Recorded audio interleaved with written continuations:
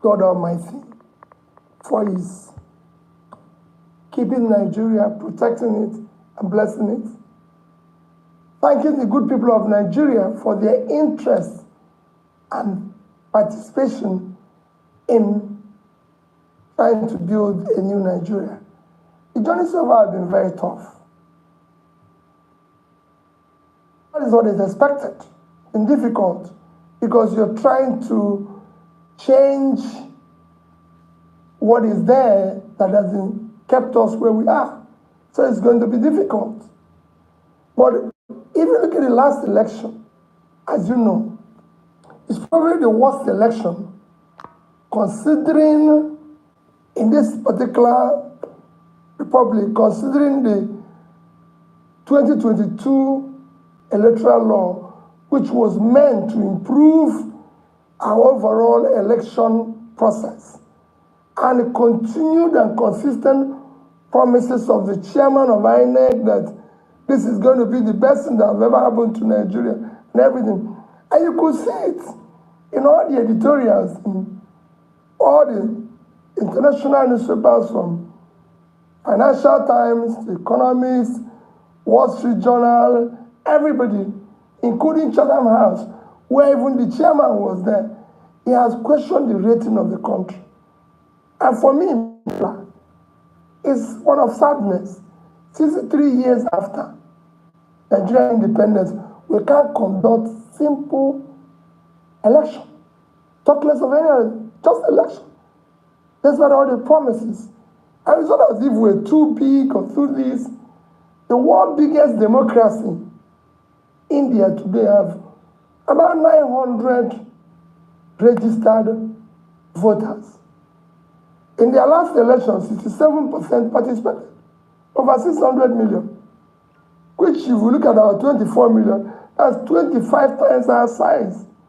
Yet infractions were less than 5%. In our own, opposite is the case.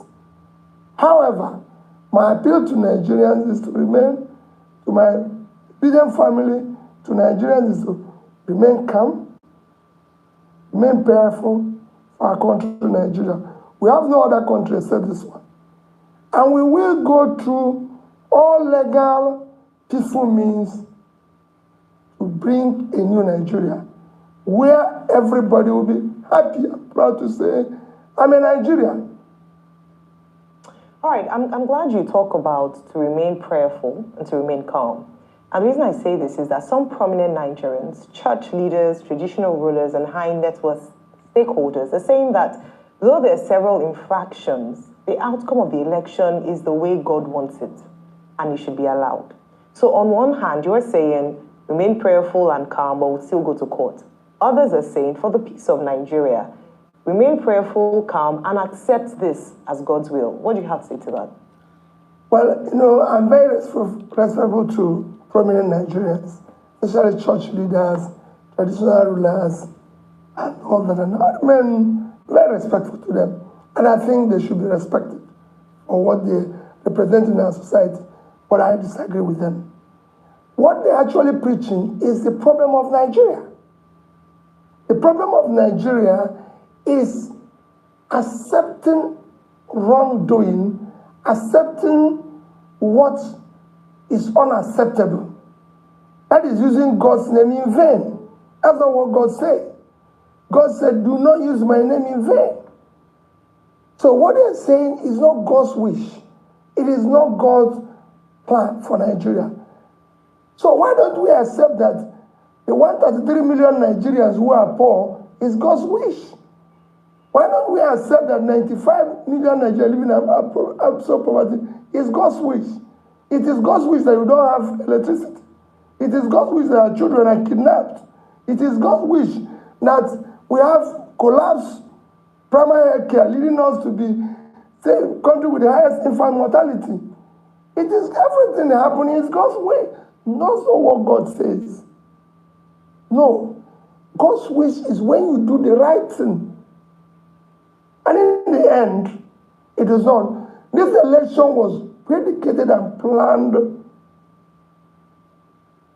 We have clear laws about the conduct of the election. If it was followed, if these results were uploaded from the booth, polling units, like they said, to the server and everything, we won't be here, we won't be talking about it. It would have been concluded in a matter of hours without anybody arguing about it.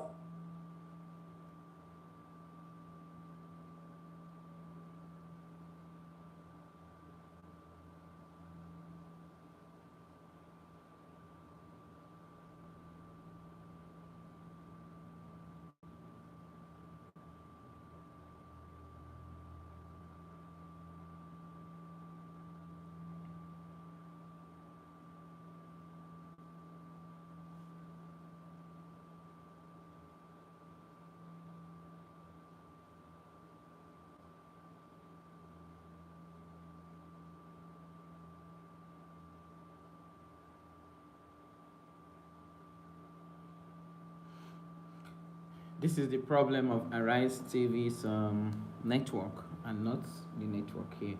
And you can hear me from here to show you that it's not my own network. It's the network from Arise TV. It's the network from Arise TV. The problem of Arise TV's network. It's not the network here. So and you can hear me. You can hear me from here. Maybe drawing the curtain here, unless they restore their network. So it's not the network here. It's the network from Arise TV. But I still like what Mr. Peter B is saying.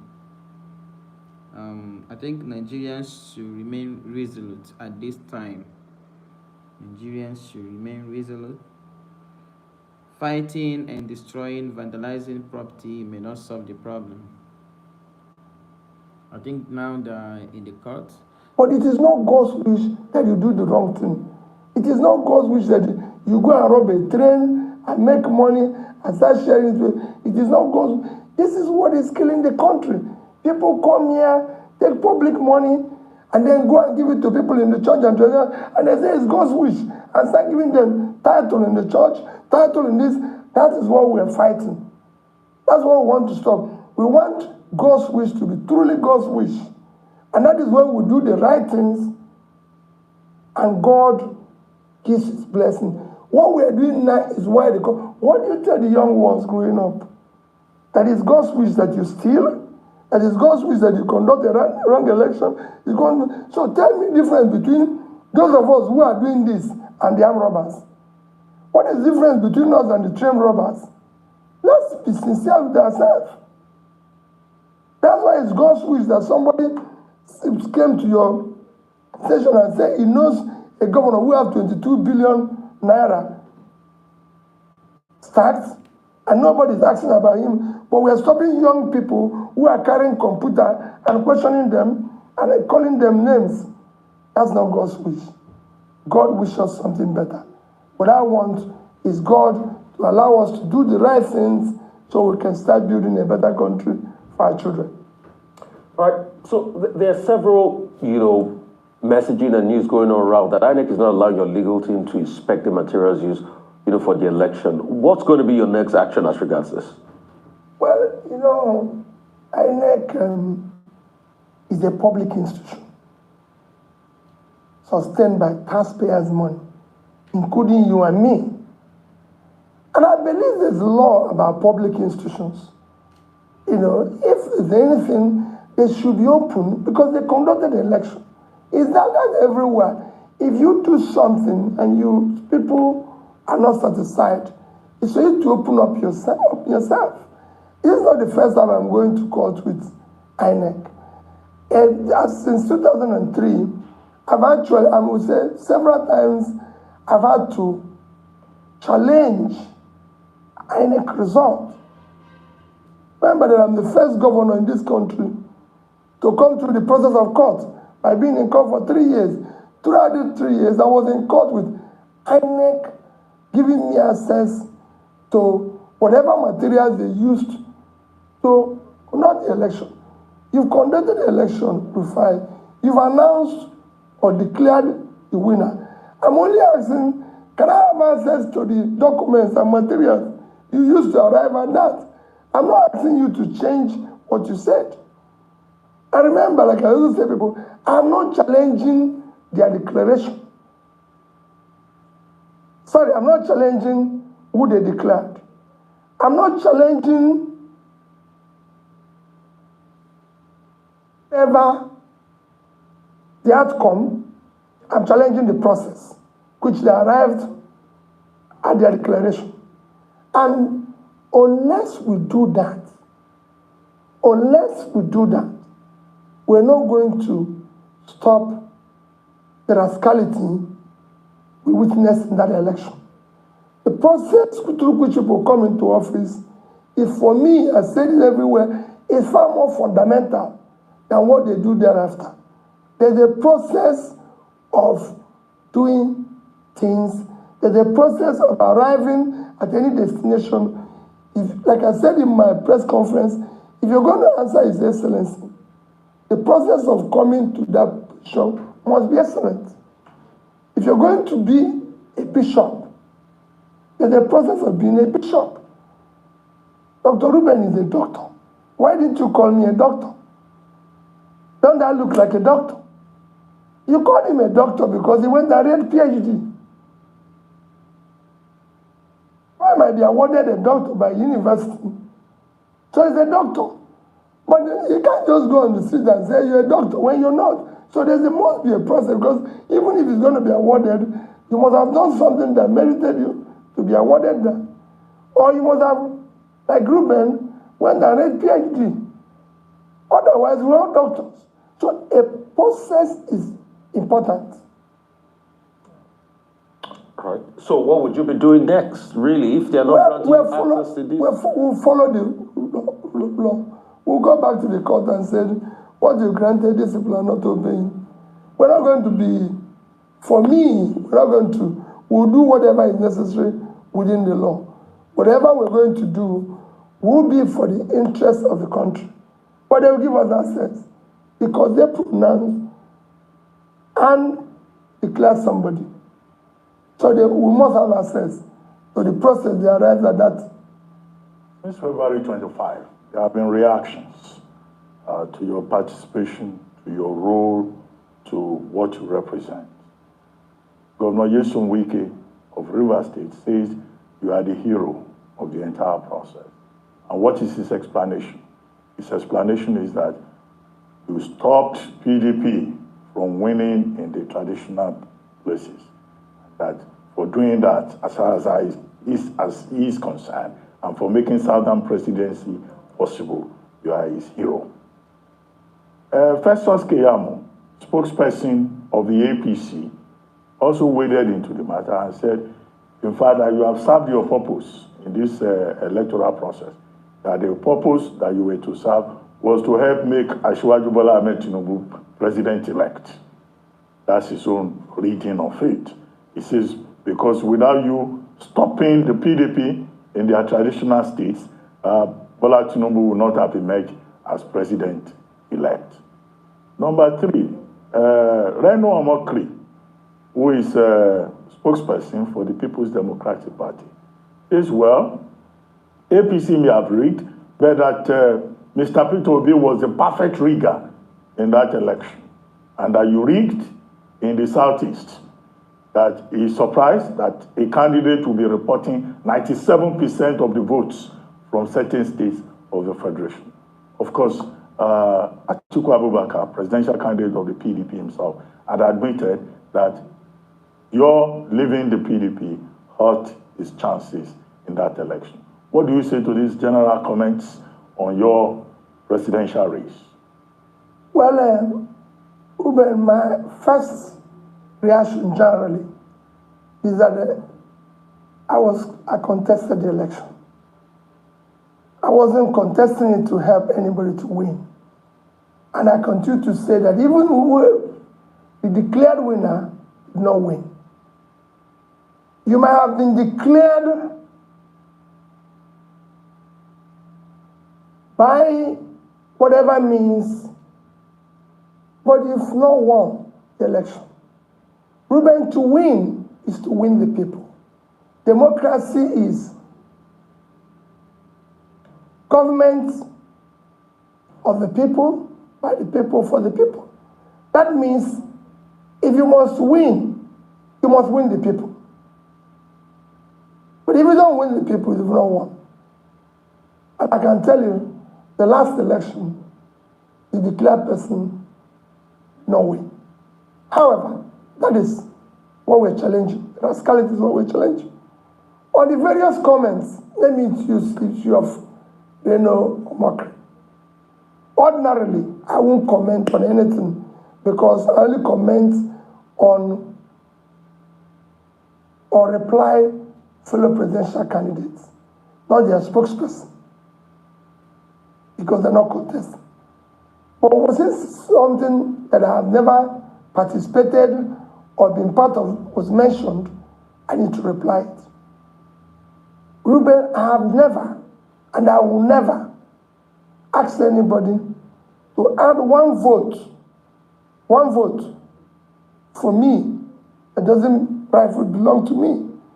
I've never paid anybody to rig election for me. Go all over Nigeria and ask anybody in INEC, the so-called EOs, President, Commissioner, everybody, whether any of them have met Peter Obi saying do this. Go and ask police, army, anybody. Never. They are referees. It is their job to do their job. I've never. This show where I got 97% is in Anambra State. Reno Mokri forgot that in 2019, go and check the records, where PDP had the highest vote was in Anambra State. When in 2019, when I was vice presidential candidate to Atiku, our vote in Anambra State was 95 point something, almost 96%. That's where PDP got the highest vote, because I was on that ballot. And they know me. Ruben, I live in Onitsha.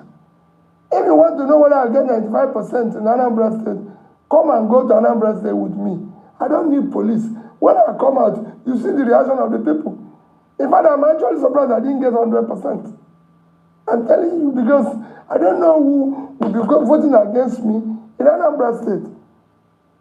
In the Southeast, it's a similar situation. People know me. People know what I stand for. People know I've kept to my promises. People know I've kept to what I've said. It's a simple thing. It's like people go about and say, oh, he got votes in Lagos because of the Igbos. Remember how many Igbos live in Lagos? I got more votes from the indigenous in Lagos than those who are, you can call visitors. Are the Igbos in Nasarawa? Are the Igbos in Plateau? Are the Igbos in Abuja? In Rivers, where you know that the governor came out against me, is everything, I still, if the real vote of Rivers were counted, Ruben, I won. I have over 50-something% of the vote. The other two parties were sharing the order. And it was, I won in Asoro. It was so, will you say it's rigging? Which machinery do I have to rig? I have no councillor, I have no local government chairman, no this thing. I'm not in control of police. I don't even know any DPO. So which machinery will I use to rig? How will you do? They are the ones who I believe in this. What they are doing is what I'm trying to change. So those who tell you I've satisfied what I came for are part of the people we're trying to change. All right. Okay, so let's talk about the obedience movement, especially post-presidential election. Now, what some of your candidates under the Labour Party umbrella vying for governorship, of the role of governor, is coming under the umbrella of the obedient movement. And some people have said that, say what you may about the presidential elections, something has changed, something has happened, there's a force. And that was driven largely by the obedient movement. And so the question post-presidential elections is, how are you going to leverage that power, that force. So it's channeled to what you want, your beliefs, your ideals, your values, because it's also very easy for such a force to be misdirected, because there's such momentum, passion behind that movement. How would you leverage that? Number one. Two, to channel it towards the governorship elections. We have Lagos GRV, we have Mr. Ken Pella, who came from Delta State, and a few other principles like that in other states. Then beyond that, on a lighter note, you're known for, you've just reconfigured the term beavers. So it's originally called Bimodal Voter Accreditation System, and you've now called it Best Values Acceptable to Society. Please, basic values, acceptable to society. If you'd like to shed more light on that on a lighter note, it would be great. Well, let me start with the obedient movement. For us, because Nigerian politics have been largely transactional, when we were starting this, people didn't believe what we were trying to do. The consequence is that we didn't have candidates for governorship in most of the states. Because being a transitional thing, people who like to be where things are being shared. So nobody believes that a party without councillor, local government chairman, can come up and become something. So we didn't have, in most places, candidates. In few places, we were able to have candidates, some of which you have mentioned now, who are, I can say, are first-class candidates. You just mentioned two of them, and I believe and I support them that they should be supported by the obedient family and the people, because they will do good work. If you take Jarvi here, young man, excellent background, good education, you can have better than somebody who have a degree in MIT. So these are the quality. In some places, we're going to work with some good candidates, because there's some places where we don't have. If you look at my southeast, we only have candidates in 2 states. We don't have in Iboni. And some other places in the north, we have in Plateau, we don't have in Zamfara.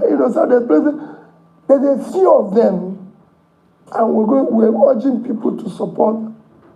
And where we're going to have partnership, like if you go to like Cross River State, where we have someone like Professor Sandy Ono, the senator, running under PDP, which we are considered an excellent candidate. So we support them. For me, it is about having competent, credible people who have proven integrity and track record that can do well.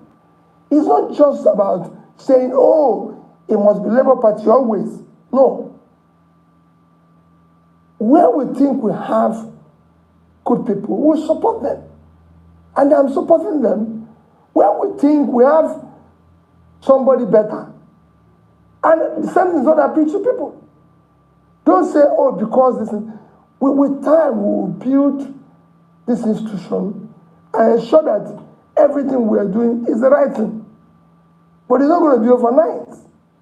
So for me, I want people to, in states where we have good candidates, we're going to support them. We're going to make sure it works. And where we don't, we'll be honest to the people.